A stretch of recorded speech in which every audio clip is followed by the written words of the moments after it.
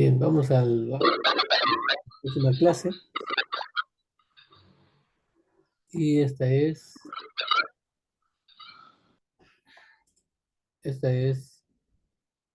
conociendo a las luminarias de Israel. ¿A qué personaje, a qué gigante de la Torá vamos a ver el día de hoy? Presentamos. Es a Shimon Atzadik, ¿sí? Es a Shimon Atzadik. ¿Quién es Shimon Atzadik?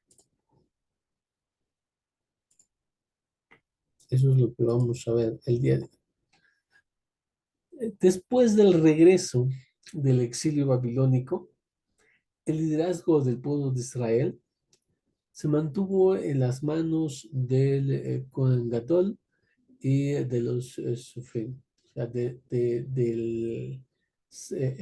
el sacerdote, eh, bueno, el sumo sacerdote mayor, y los escribas, además de los profetas. Estas fueron las tres partes del liderazgo en ese tiempo.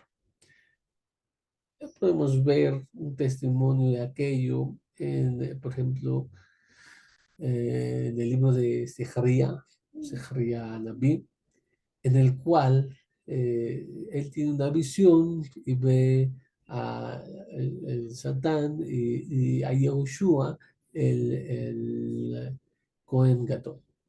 ¿Ah? Bueno, están entonces estos como el Cohen Gadol como el príncipe del pueblo, el principal, este, que está a cargo.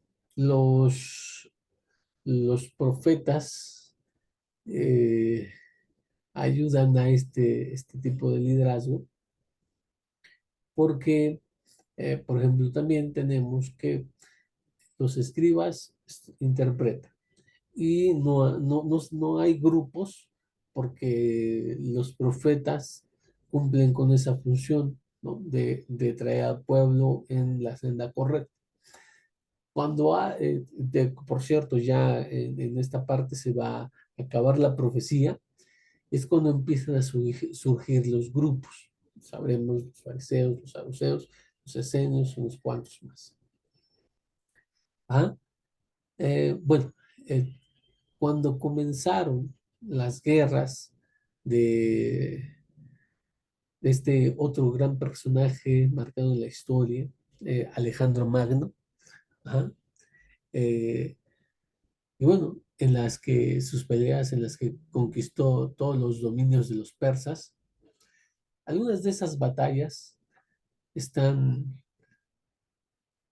aludidas en las profecías por ejemplo, de Daniel. En su capítulo 7, él habla un poco acerca de lo que se vivía en ese tiempo. Claro, desde las palabras de la visión. El sumo sacerdote en aquella época, en la que empiezan las guerras de Alejandro Magno, es Shimon HaTzadik, ¿ah? Quien era descendiente directo del sumo sacerdote Yahushua. Es el primer sumo sacerdote que tiene el pueblo de regreso del cautiverio babilónico.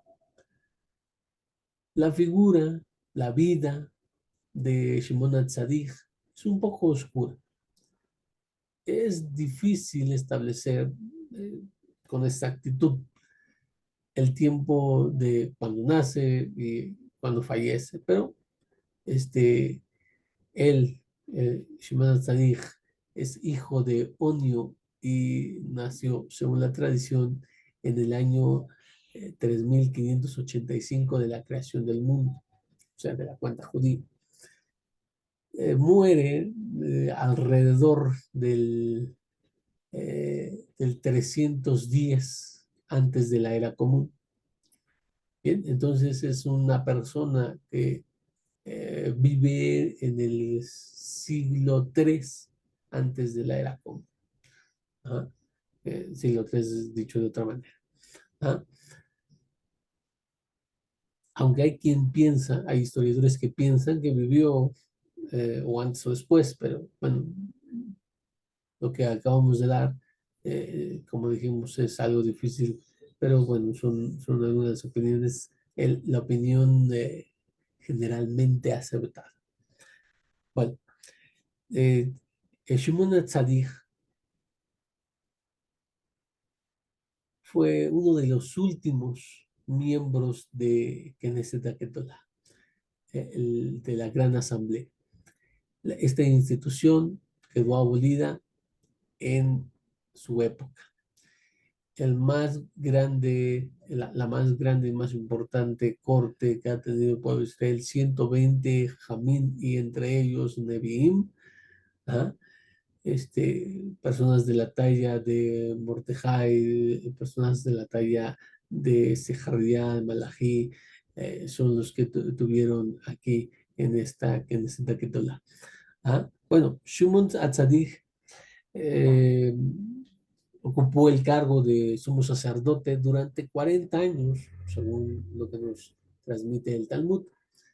Fueron años en los que el pueblo atravesó por muchos desastres, terribles dificultades. Un ejemplo de ellos es que en la época del primer templo, el país se convirtió en un campo de batalla de muchas naciones y los judíos que vivían en países vecinos, estamos hablando, por ejemplo, de Babel, de Persia, de Egipto, como vivían de una manera más favorable, pues no venían ya a Jerusalén, temiendo que aquí les ocurriese algo mal. Bueno, como se debilitó su apego con Jerusalén, ellos se esforzaron en gran medida para establecer y fortalecer los centros espirituales dentro de cada país en el que ellos vivían. Había un templo competidor, el templo de los samaritanos, ya estaba construido en el monte Gerizim para estas épocas. Eh, Tenían como sacerdote a Menashe, yerno de Zambalat, Oronita, a quien Nehemías expulsó de Jerusalén. Él, Shimon HaTzadik, pues es, yo creo que reconocido por muchos de sus dichos. Por ejemplo, vamos a destacar uno que viene en el Pirkei Avot. Aquí se dice, Shimon HaTzadik Haya. Eh, Shimon el justo fue Misheyare Geneset HaGedolah, uno de los últimos de la Gran Asamblea. Ajá. Uaya Omer, él solía decir, Al Sheloshad Barin Aolam Omet, sobre tres asuntos, sobre tres cuestiones, el mundo se sostiene. A la Torah, sobre la Torah, ve a la Abodá, sobre el servicio, o sea, los sacrificios al templo, ve al Gemilut Hasadim, y sobre eh, los actos de bondad. Esto es uno de lo que viene en Abot como parte de lo que decía o comúnmente decía Shimon Atzadik. En el Talmud, vean lo que nos dice aquí, en el Talmud,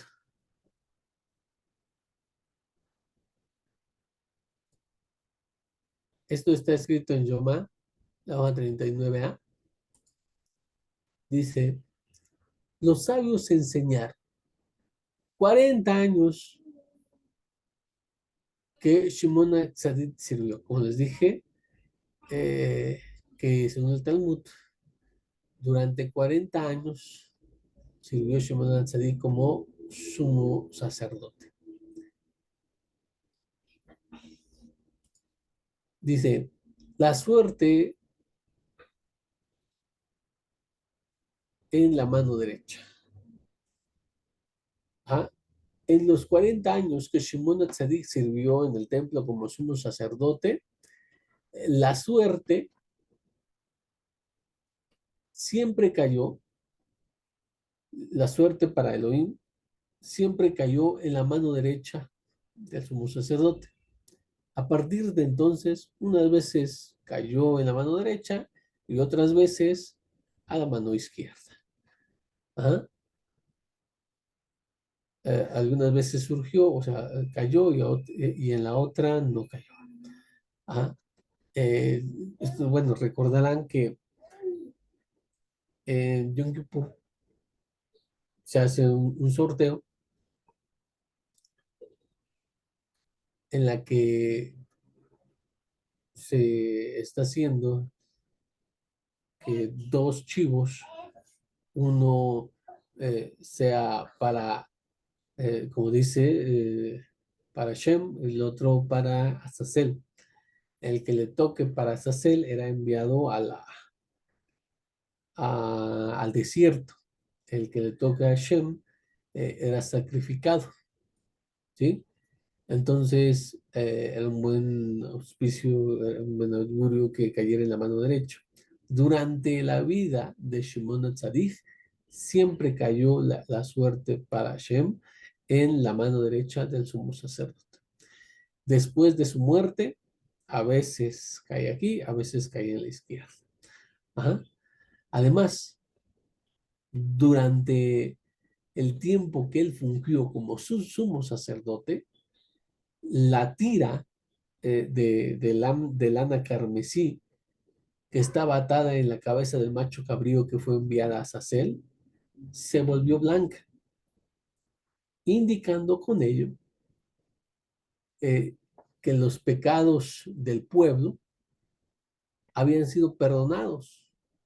Ustedes recordarán Isaías 1:18, donde dice, aunque tú, aunque tus pecados fueren rojos como el carmesí, vendrán a ser como blanca lana. ¿Sí? Entonces, en sus días siempre hubo este cambio. Cuando él fallece, ese cambio deja de ocurrir.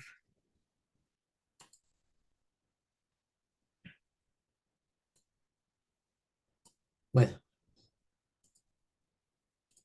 entonces,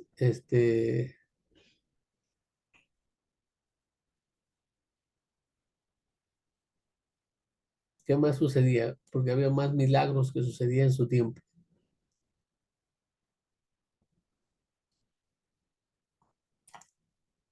Después de su muerte, a veces se volvía blanco y a veces no se volvía. Eh, Llevaba en los cuernos el chivo que se dirigía para el desierto, que había tocado para Azazel. Llevaba esa cinta color rojo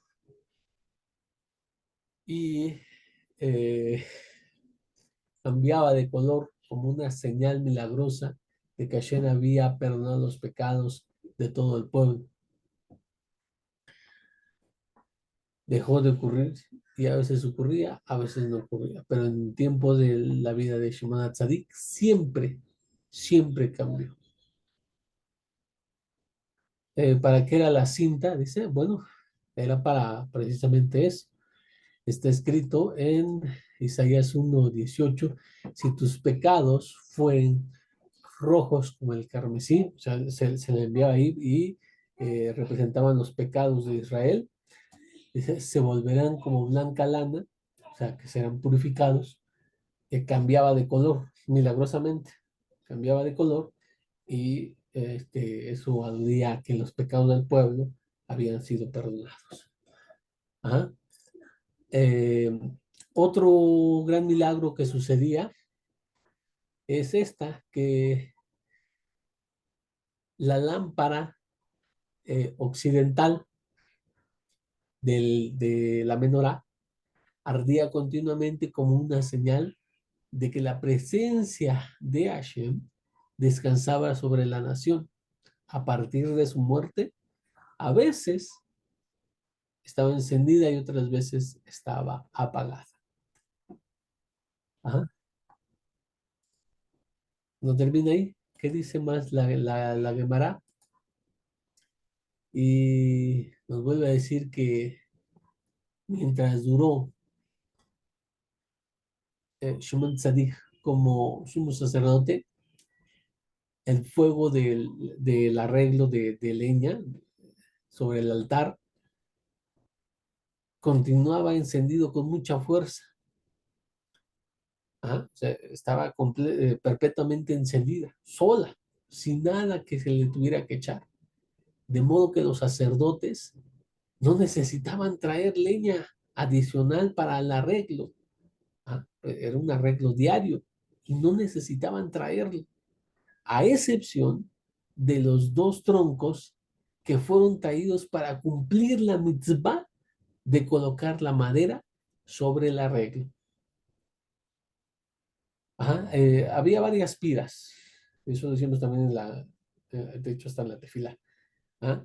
Y en estas es mitzvah traer fuego, pero si ellos, perdón, leña, echarle leña a ese fuego, pero se mantenía milagrosamente encendida, ¿sí?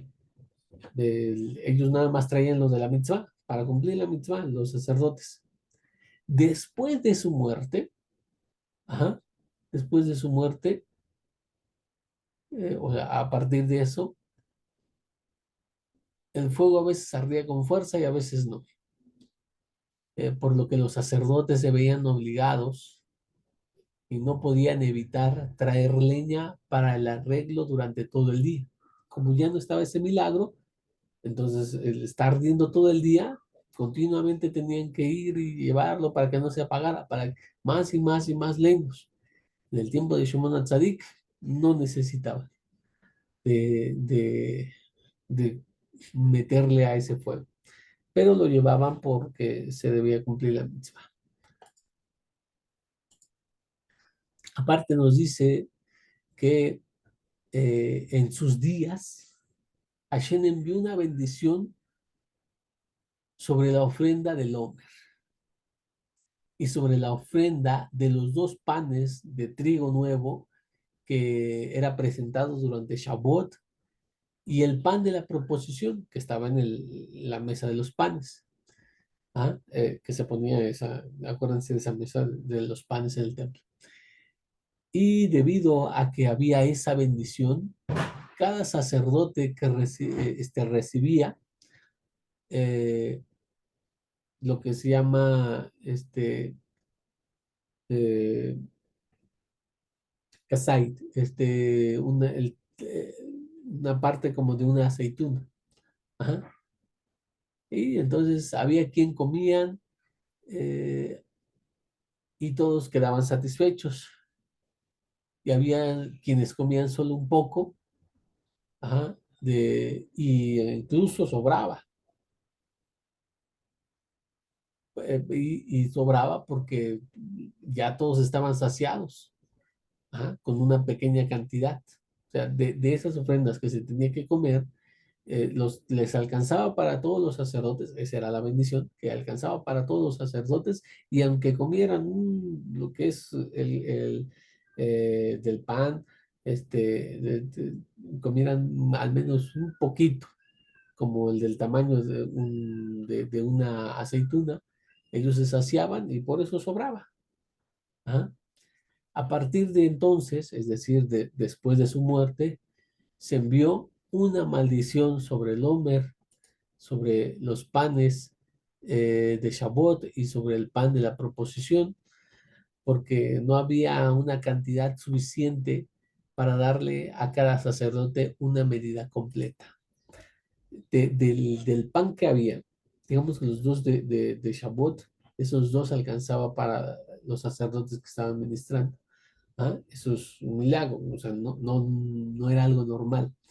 Cuando muere Shimon HaTzadik, pues por eso precisamente este, Es como una maldición porque no alcanzaba. Ajá. Y entonces no se le podía dar suficiente a cada uno de los sacerdotes conforme a la medida. Lo mínimo que deben de comer es un kasait, es el tamaño de una aceituna. Ajá. Por lo tanto, sacerdote que recibió, recibió solo una cantidad, pero del tamaño de un frijol, que había pero del tamaño de un frijol, imagínense eso. ¿Ah? Entonces, cuando los sacerdotes recibían, los que eran piadosos, los que eran discretos, retiraban sus manos, ya que ellos sabían que con el tamaño de un frijol, es muy poco, es una cantidad tan pequeña que no es a la adecuada para cumplir la mitzvah. Ajá. Entonces no agarraron para que al menos algunos de ellos pudieran juntar la medida mínima, que es un kasait, el tamaño de una aceituna, ajá, y puedan comerlo. Pero dice que había entre ellos los sacerdotes que eran voraces, ajá, y que tomaban, aunque sea un cachito del tamaño de un frijol, y se lo comían. Bueno, entonces, ¿qué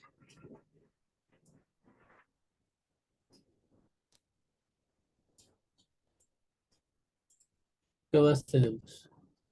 Shimon el Justo no aprobaba a los nazareos. O sea, acuérdense, Nasir, una persona que se abstiene de vino, y menos con los que juraban más, ¿no? Por ejemplo, el nazareo se dio de abstenerse y de no cortarse el pelo por algún tiempo, como protesta contra los judíos que se entregaban a una vida extravagante. Aparecieron estos nazareos que renunciaron a todos estos placeres. Shimon HaTzadik los desaprobaba porque consideraba como un pecado renunciar a los placeres que el Eterno creaba para el beneficio de los hombres. En todo esto, que él estaba en contra, hizo solo una excepción. ¿Ah? ¿Cuál fue? Cuando una vez vino a él un hombre que era hermoso, que tenía un hermoso cabello y aparte era rizado y se lo quería cortar porque terminaba el periodo de ser nazir. Se lo tenía que cortar. Shimon Atzadik le pregunta, hijo mío, ¿qué te hizo decidir cortarte tu hermoso cabello? A lo que el hombre le respondió, le dijo, yo soy un pastor de mi padre. Una vez, cuando fui al manantial para sacar agua y darle a las ovejas, miré mi imagen en el agua y fui tentado a enorgullecerme de esta hermosa apariencia y así perder la vida por el pecado. Entonces me dije a mí mismo, dijo el pastor, ¿ah? Hombre malvado, estás orgulloso de algo que no es tuyo y de todos modos recurrirás a enorgullecerte de las formas. Y bueno, entonces dice el nazareo que por eso eh, hizo un voto para cortar el cabello en honor del Todopoderoso. Shimon HaTzadik, escuchando semejante historia, besó al nazareo en su frente y le dijo, que haya muchos más en Israel como tú.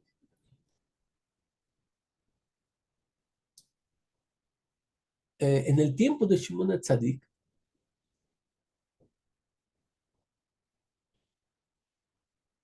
la para Aduma, la vaca roja, ustedes recordarán que se sacrificaba, era una vaca roja íntegra. No tenía ni dos pelos, ni un pelo negro.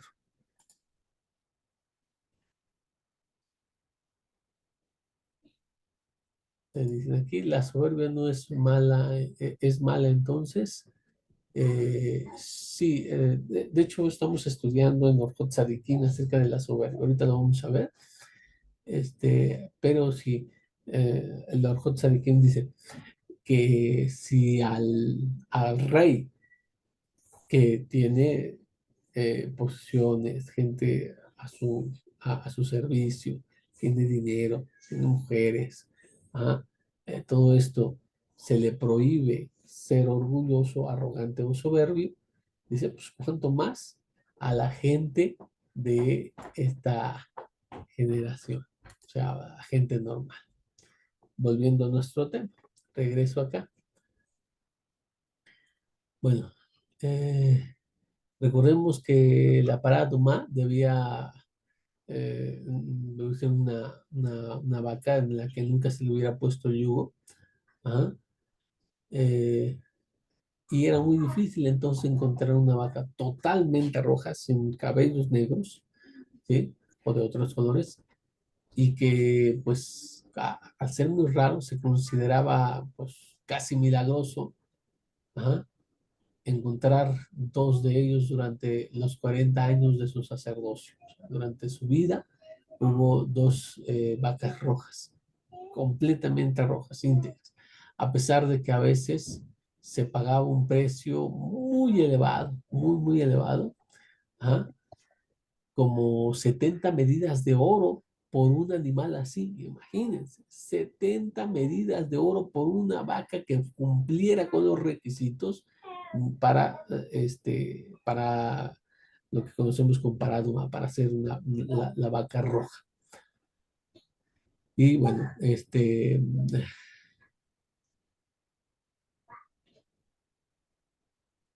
¿alguien sabe cuántas vacas rojas se sacrificaron durante el tiempo en que estuvieron de pie, tanto el primero como el segundo templo? Y es nueve. Nueve, nueve en total entre el tiempo de existencia de los dos templos. Y dos de ellas fue mientras Shimon HaTzadik era sumo sacerdote. No solamente como la Gemara nos dijo que durante su vida había muchos milagros, ¿ah? También esto es considerado un milagro, por lo difícil que era. Repito, pagar hasta 70 medidas de oro por una sola vaca que cumpliera con los requisitos para ser este, sacrificada para la purificación. Bueno, hablando de estos nueve vacas rojas, la décima se dice que solamente se encontrará, se sacrificará en el tiempo mesiánico. Bueno, la tradición nos cuenta que Alejandro Magno quería destruir Jerusalén. A ver, tenemos un comentario o una pregunta por aquí. Dice, bueno, pues lo único que puedo aportarle que ni aun Shlomo Amelech lo entendió, lo que la vaca roja con todo y su gran sabiduría. Sí, así exactamente es el tema de complicado con la para Atumá. Ahora, porque si estamos tratando a una de las grandes luminarias de Israel, llamado Shimon, y se le llama Atzadik, ¿por qué el Atzadik? Bueno, regresemos a terrenos bíblicos. Hay alguien de entre los hijos de Jacob, de los 12 que tuvo, a uno que le ponemos ese sobrenombre, Atzadik. el justo, el íntegro, el recto. Ajá. ¿De quién estamos hablando? De los 12 hijos, solo uno tiene este. Exactamente, Rubén. Se trata de Joseph. Se dice Joseph Atzadik. Pregunta, ¿y que los otros 11 hermanos no eran tzadikim? Ajá. ¿Abraham no era tzadik? ¿Por qué no decimos Abraham Atzadik o Jacob Atzadik? ¿Eh? Rubén Atzadik, Zebulón Atzadik. No lo decimos así. ¿Por qué solamente Joseph tiene esta designación Atzadik? Y lo mismo vale para Shimón, que fue Cohen Agatón, fue el gran sacerdote, pero no decimos Shimón a Cohen. Podríamos haber dicho, ¿no? Shimón a Cohen, porque era una dignidad muy grande, pero ¿por qué entonces le decimos a Tzadik? Vamos a terrenos de los escritos de los primeros discípulos. En su tiempo, no decimos Shimón Petros a Tzadik, no decimos Matitiao a Tzadik, no decimos eh, hablando del padre de Rabbi Joshua, no decimos Yosef Atzadik. ¿Ah? Entonces, ¿a quién se le dice de entre los personajes, grandes personajes del movimiento en los albores del movimiento, o sea, de los albores de los inicios del movimiento? ¿A quién? A ver, a ver si alguien se acuerda dentro de lo que es este, la sala, si alguien se acuerda, ¿quién llevó ese título? A Tzadik. Y no, no fue ninguno de los 12 discípulos más cercanos a Rabbi Joshua. Fue alguien más y compartía lazos de sangre con él. ¿Y fue quién? Joseph de Arimatea. No, no fue Joseph de Arimatea. Ah, tiene que ser. ¿No? Bueno, entonces les digo la respuesta. Ajá. La respuesta es uno de los hermanos de Rabí Yehoshua, que están más cerca. Es otra pista. En la lista, de hecho, los primeros discípulos nos dicen el nombre de los hermanos. Ajá. Y Jacob Atzadik. Muchas gracias. Jacob Atzadik. Entonces, ¿por qué se les llama Tzadik? Dos respuestas. ¿Ah? Que no son, ¿cómo se llama? Que son complementarias. ¿Ah? La primera, Atzadik, según el Zohar, es aplicado a la persona que se cuida en gran manera de la forma más estricta en cuestión de, este, de sexualidad. Joseph, un hombre que fue tentado por la esposa de su patrón, de su amo, y nos cuentan los jamín que cada día llegaba con una estratagema nueva, con vestidos y ornamentos nuevos. O sea, nunca lo tentó con, con, con la misma técnica y con las mismas vestiduras. Ajá. Todos los días diferente. pero se comportó en el ámbito sexual de una manera insigne y muy estricta. Dos, se aplica a tzadik a la persona que es reconocida por los gentiles como tal. Shimon HaTzadik se le llama HaTzadik porque Alejandro Magno, un gentil, lo reconoció como tal. No estamos diciendo que los demás, Jajamim y todas las luminarias de Israel no hayan sido tzadikim. Todos fueron tzadikim.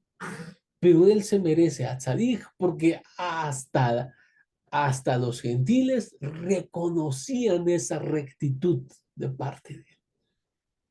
Joseph es lo mismo. Joseph no solamente él por ser estricto, por ser tan cuidadoso en el ámbito sexual que nunca pecó en esa área, ¿ah? Que se le llama tzadik, sino que además los miembros, no solamente de la corte, sino el pueblo de Egipto le reconocía como una persona recta. Por eso se le aplica a tzadik. Y lo mismo vale para Jacob. Jacob Tzadik, el líder de los Ebionim. ¿Ah? Bueno, ¿cómo sucedió esto de lo que estamos diciendo? ¿Ah? ¿Cómo sucedió? ¿Eh? Vamos a recordar esa historia. De hecho, también está en la Gemara.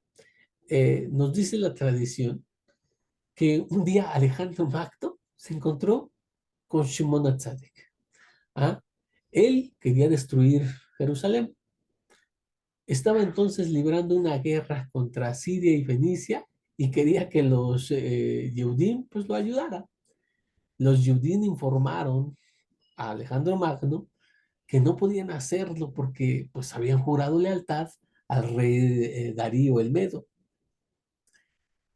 Al oírlo, Alejandro anunció a sus soldados que se vengaría. ¿Ah?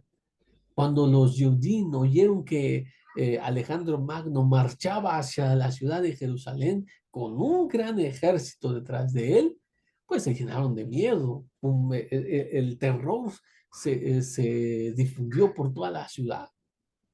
El sumo sacerdote de ese tiempo, Shimón, al que nos estamos refiriendo, la luminaria que hoy estamos estudiando, junto con todos los sacerdotes y los ancianos de Israel, fueron a saludar, salieron a su encuentro. Shimón estaba vestido con las vestiduras sacerdotales, o sea, todo su conjunto. Las hermosas vestiduras que dice la Torá serán para honra y hermosura. Ajá. Bueno, eh, tan pronto como Alejandro Magno lo vio, descendió de su carro y se inclinó ante él. Imagínense lo que estamos planteando. ¿Ah? Que este conquistador, este hombre que dejó su huella en la historia, ¿ah? Viene a conquistar Jerusalén, se encuentra con Shimón vestido con las ropas sacerdotales que utilizaba, por ejemplo, en Yom Kippur. ¿Ah? Pues los que le venían acompañando, el ejército, le dicen los comandantes de sus tropas, le preguntan, ajá, porque no les cabe en la cabeza por qué el conquistador de tantas tierras se va a inclinar ante un judío y que por cierto había amenazado con destruir a los judíos y ahora viene y se hinca ante uno de ellos. Pues le preguntan, ¿por qué te hincas ante un judío? Alejandro respondió que todas las noches antes de una victoria militar, él veía en sueño a un anciano que se parecía a este sumo sacerdote judío. Por lo tanto, se negó a hacerle algún daño y creyó que comportarse bien con él, de ser amable con el sacerdote, ajá, le traería pues muchas más victorias militares. Y bueno, pues es por eso que se le llama Atzadik, porque hasta Alejandro Magno reconoció en él grandeza, rectitud. Y bueno, entonces, en la época de Shimon Atzadik, se introdujeron numerosas costumbres que hasta el día de hoy están vigentes y las seguimos haciendo. Podemos, como ejemplo, traer el Kiddush, la Abdalá, tal como la hacemos hoy, es más o menos como se implantaron en aquella época. ¿Ah? O sea, en el tiempo de Moshe no existía el Kiddush y la Abdalá como nosotros la conocemos. Se implantan en este tiempo, el tiempo de Knesset Ketelah, de la Gran Asamblea, de los 120 sabios más grandes, esta corte que incluso había Nevi'im. Ajá. Cuando hablamos de Kiddush y Abdalá, hablamos de las bendiciones que se hacen sobre el vino por la noche, en Kabbalah Shabbat y en Motzai Shabbat, o sea, en la noche que sale después de Shabbat. Ajá. Y también aquello de que incluso la persona más pobre de entre los hijos de Israel debe beber 4 copas de vino en el ceder de Pesaj. Ajá.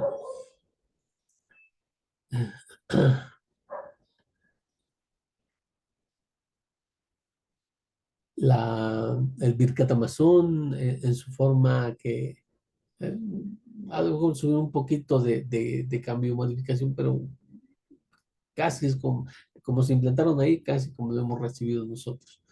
Ah, la lectura del Haftarah, por ejemplo, también fue algo de lo que se implanta en sus días. Sabemos que en Shabbat y en los días festivos, todas las festividades, tenemos una porción de los profetas, la cual leemos.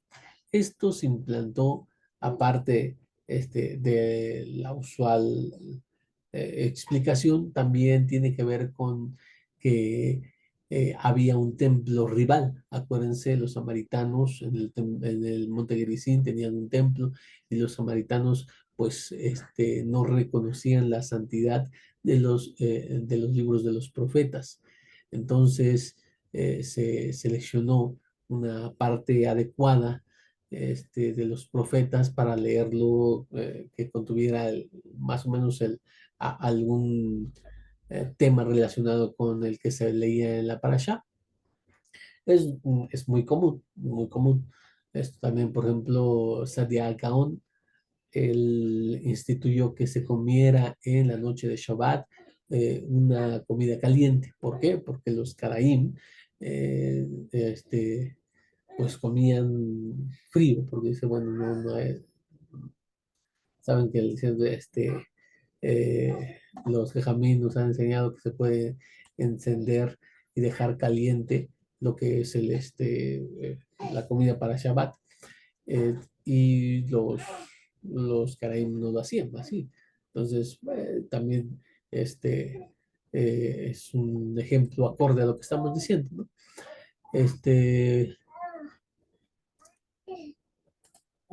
Bueno, entonces, em,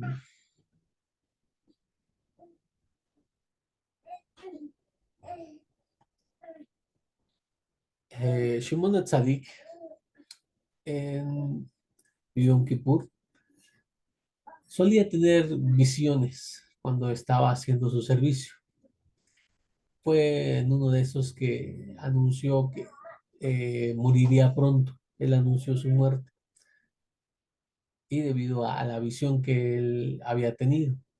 Normalmente un anciano lo acompañaba, dice, y tanto de entrada como de salida, y esa vez no salió junto con él. Y esto lo interpretó él como que fallecería pronto. ¿Ah? Y entonces, cuando eh, pasó Sukkot, ajá, 7 días después de Sukkot, enfermó y murió. A Shimón el Justo le sobrevivieron 2 hijos, uno llamado Simei y el otro Onías, de los cuales Onías era el más sabio y capaz. Shimón quería que él fuera el que lo sucediera como sumo sacerdote, pero Simei intrigó, ajá, contra él y levantó al pueblo en su contra, ¿ah? Y les hizo creer que un hombre como Shimón no querría que su hijo menor tuviera prioridad sobre el mayor. Entonces, decepcionado, Onías partió hacia Alejandría, en Egipto, donde existía una gran comunidad judía de más de 1 millón de personas. Ahí se estableció y se erigió un templo competidor que se llamó la Casa de Onías, con un altar para ofrecer sacrificios, así como los samaritanos tenían un templo en Gerizim. Vale. Entonces Shimón el Justo fue el último de aquella generación que consideraba que el conocimiento de la Torá y las interpretaciones de la misma eran privilegio único y exclusivo de los Kohanim. Y así hemos llegado a la parte final de nuestro pequeño estudio, donde eh, sabemos que sin la presencia de Shimon HaTzadik, el pueblo judío ya no era digno de ver muchos milagros que habían ocurrido mientras él estaba con vida.